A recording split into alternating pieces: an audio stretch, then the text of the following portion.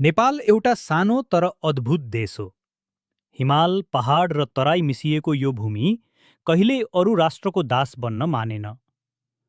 पुरानो इतिहास फर्केर हेर्दा कतिपय राजाहरू आए गएका पनि भए, तर नेपाललाई पूर्ण रूपमा नियन्त्रण गर्न कसैले सकेन।